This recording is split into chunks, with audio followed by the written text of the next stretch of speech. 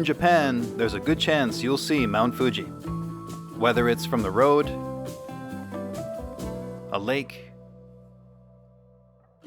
the top of another mountain, or even from a train. Mount Fuji's nearly symmetrical shape can't be confused with any other mountain in this country. It's a famous symbol of Japan, and its image can be seen all over the place here. You can find it on greeting cards, artwork, clothing, currency. I mean, really, the list goes on and on. No matter where you go, it's pretty much guaranteed you'll either see this mountain or else an image of it. But why is it so popular? Why do Japanese people love it so much? To help understand this Mount Fuji passion, join me as I climb up this famous mountain.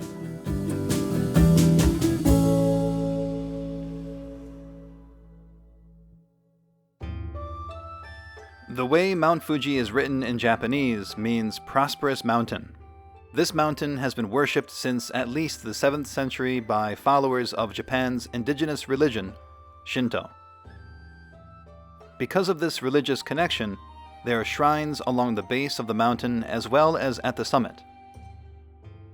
The biggest Shinto group that still worships Mount Fuji today is called Fuji-ko. Followers of this Shinto sect make pilgrimages around Mount Fuji's 5 lakes, along with the different shrines associated with the mountain for purification. Over the years, Mount Fuji has become such a huge part of Japan that there's even a Mount Fuji song.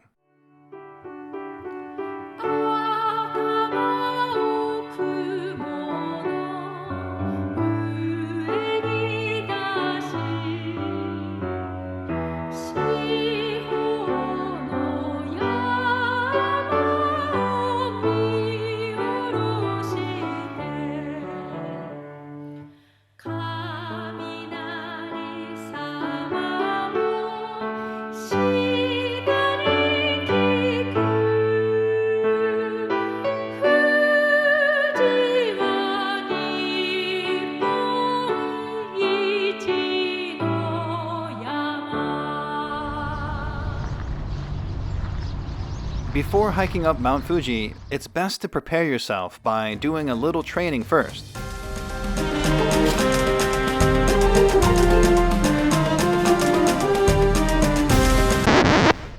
Whew, that was exhausting. Alright, so what kind of training is this? Well, believe it or not, this place is actually considered a mountain in Japan. This is Japan's smallest mountain, at 4.53 meters. Mount Fuji is just a little bit higher. It's actually quite a bit higher, standing at 12,388 feet, making Mount Fuji Japan's highest mountain. Now that I've hiked up one of Japan's smallest mountains, let's begin our journey hiking up its biggest one.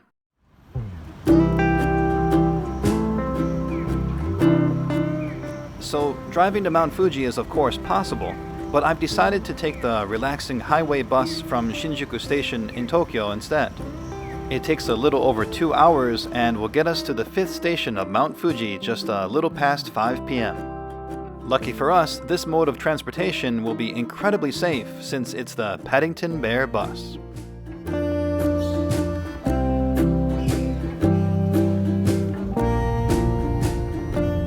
After leaving the concrete jungle of Tokyo, you can take in some nice scenic views of Japan's countryside along the way. Now we're going past Fuji-Q Amusement Park, which has the fastest accelerating roller coaster in the world. It goes 0 to 111.9 miles per hour in 1.6 seconds. Unfortunately for roller coaster goers, this ride has recently been shut down due to people getting injured by its high speed. I guess there is such a thing as too fast. We've arrived at the 5th station. This is the highest you can drive up Mount Fuji. This place has several restaurants, souvenir shops, and restrooms. Before we start up the mountain, let's grab something somewhat substantial for supper. This is called sansai soba. It consists of soba noodles, mountain vegetables, green onions, and a fish cake in a soy sauce broth. It's a nice, basic dish to begin our journey with. There's the top of Mount Fuji. Doesn't look so high up, does it? But from this point to the top, it usually takes people around 6 hours. With a full stomach, it's our turn to hike up this beauty. So why did I choose to start hiking so late in the day? Well, the main thing most people enjoy on this hike is seeing the sunrise from the top. I initially climbed Mount Fuji back when I first visited Japan in 2005. Unfortunately, the top was covered with clouds, so I couldn't see much when I was up there. Let's hope this time I'll have better luck. In case you didn't already know, this mountain is also a volcano. It last erupted in 1707, and so that's why the vegetation near the top is gone. The red soil we'll see later and the volcanic rock on the path are also due to previous eruptions. It feels mostly like hiking in gravel, so it's a bit slippery at times. The sunset's happening soon. Let's take a break and enjoy it.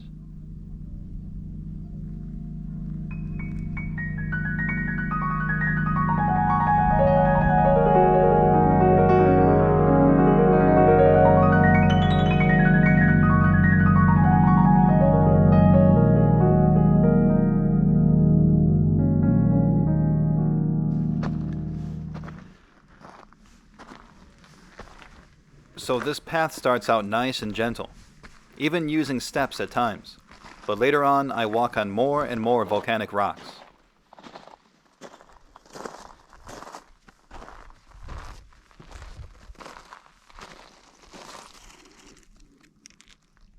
The small ones can be slippery, but not as slick as these bigger ones.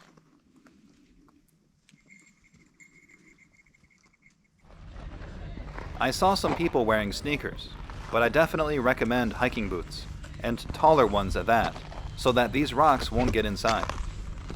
This trail goes back and forth between that slippery gravel-like volcanic rock to these boulders you have to climb over. It's definitely a challenging trail, and a lot of people give up halfway through because of it. Once in a while, you'll find these signs that tell you the distance and time it'll take you from your current point to the summit. While looking at this image, I should also say that there are 4 trails up Mount Fuji. The most popular is today's route, which is the Yoshida Trail. Seeing everyone's headlamps on the trail is kind of fun. Witnessing so many people from so many places come here specifically for their Mount Fuji passion is pretty special to experience. There are rest areas along the way called stations. The bus dropped us off at the 5th station earlier, and at the top of the mountain is the 10th station. Between each main station, you'll sometimes come across smaller ones. Most of the stations have bathrooms that charge you roughly $2 to use. Be sure to bring plenty of 100 yen coins for these.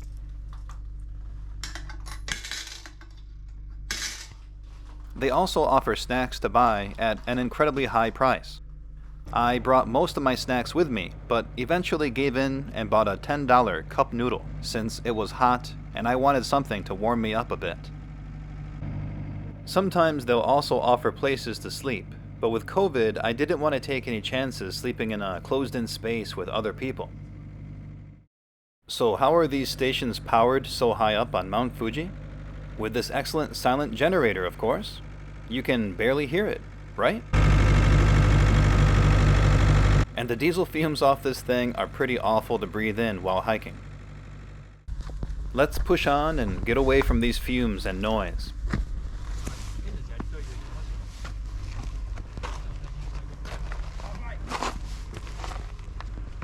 After climbing over more boulders, it's time to enjoy the stars a bit.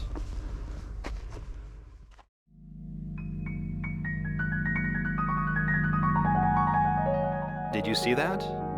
I'll play it again, a little slower this time.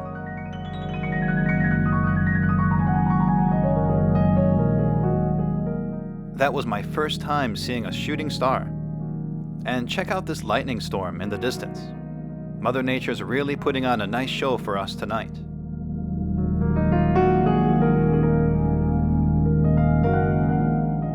Being up here on this mountain so late at night with all this natural beauty feels truly spiritual.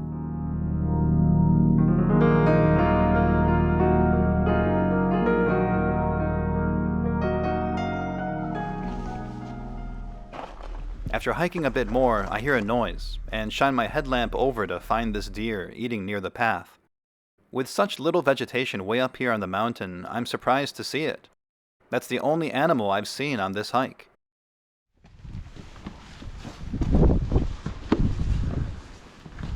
As I get closer to the top, the number of people increase until we're basically walking in a line the rest of the way to the summit.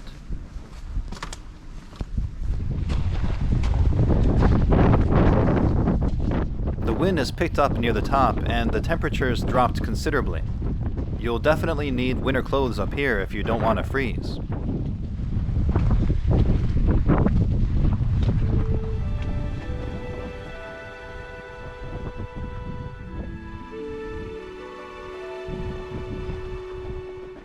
We've finally reached the 10th station. Now it's time to take a break and wait for the sunrise.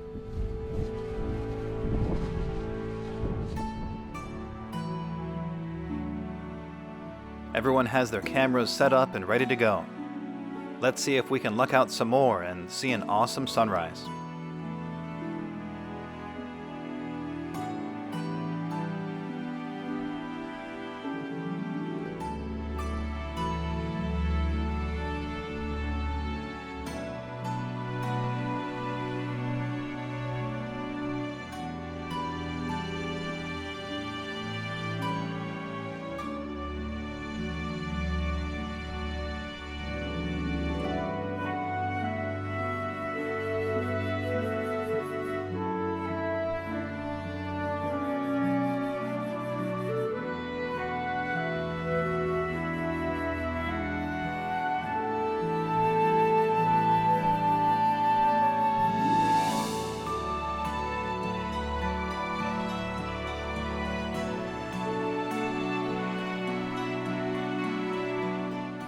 Seeing this sunrise from above the clouds on the top of Mount Fuji is pretty special. I really lucked out this time. It looks like a whole different world up here.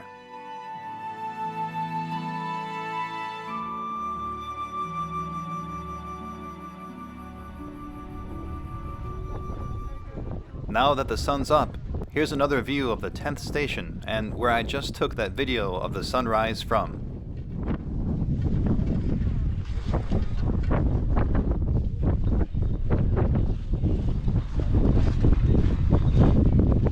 Let's see what the top of Mount Fuji looks like.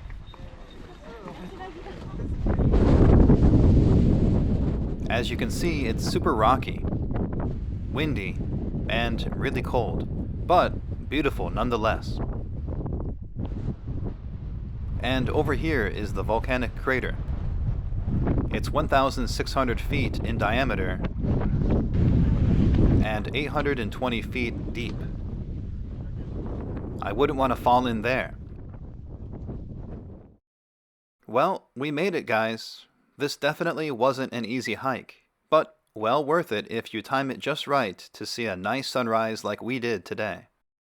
I'm glad I decided to hike up this mountain a second time and that I could share it with you all. Maybe now we can understand a little more where Japanese people get their passion for Mount Fuji from. If you'd also like to hike up Mount Fuji and experience it for yourself, my advice is to take your sweet time doing it. If you try to rush, it'll be easy to get altitude sickness. It takes people around 6 hours from the 5th station usually, so take your time and go at an even slower pace if possible. I stopped to take time-lapse videos and whatnot this time, so I did it in around 9 hours, and I didn't have any altitude sickness at all. Water on the mountain can cost up to $5 a bottle, so bring lots of it with you. Some trails don't have stations on the way back down, so be sure to have water for your return hike too. Snacks can also be really expensive, so don't forget to pack those as well. Be sure to bring plenty of change to use for the bathrooms. Sunscreen is really important since the sun is really strong up here. If you're trying to hike on a budget and don't have money for all kinds of specialized hiking gear, then I recommend at the very least getting taller hiking boots that are lightweight, as well as lightweight hiking pants. And bring as many layers of clothes as possible in your backpack. The temperature at the 5th station was like a typical summer day. In other words, really hot. And at the top, I was wearing my winter coat and winter hat, so prepare for all possible temperatures. The mountain is only open a little over 2 months out of the year, from early July to early September, since the rest of the time the peak is covered in snow. So be sure to plan your hike around then. Most of all, just remember it's not a race going up this mountain. Take your time and pace yourself so that you can really take in as much of its beauty as possible. Well, it's time for me to hike back down now. I hope you guys enjoyed this video, and if you have a chance, I highly recommend hiking up this mountain to help understand the Mount Fuji passion going on in this country. Until next time, take care and have fun on your next hike.